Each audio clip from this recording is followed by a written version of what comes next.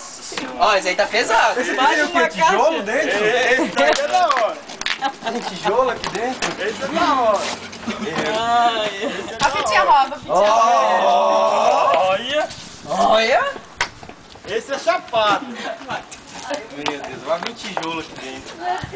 Tijolo.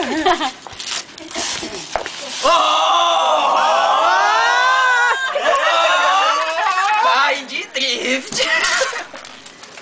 Ó. Olha, vai chorar. Ó, não chora não, não chora não. Não chora não. Aê, mano. Esse valeu, não valeu não? Pegou, Xande, aê.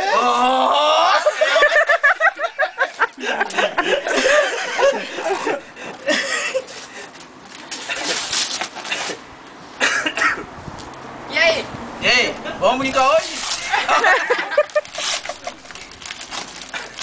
Agora falou de tremer, né? Ó. Olha. Nossa, que lindo.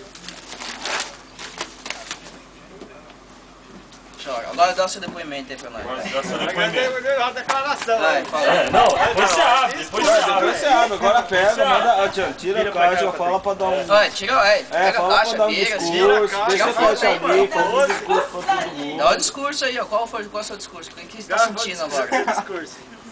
O que você tá sentindo agora? Qual é a sensação? Tira a caixa dele, tira a caixa dele pra ele falar. Vai, calma Tira a aí. caixa Vai, dele. fala. O que você quer falar? Vai.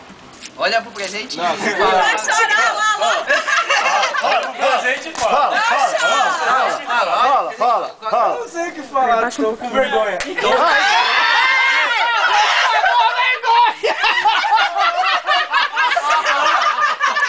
Você tem que falar assim, eu vou tomar um banho.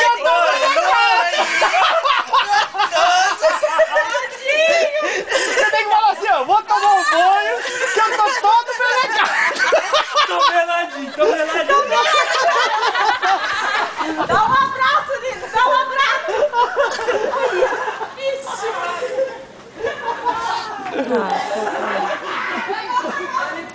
Enquanto eu bebo, agora fodeu.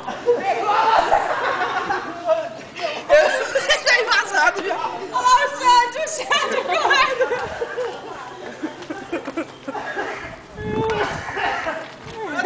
Por que, João?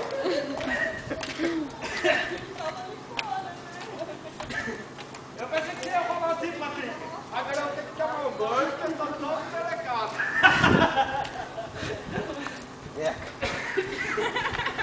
Vem cá, gorda.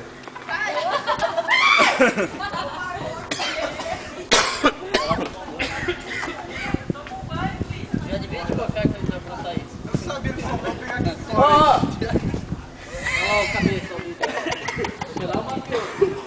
Eu mafioso nada. Eu sou o cenoura da história.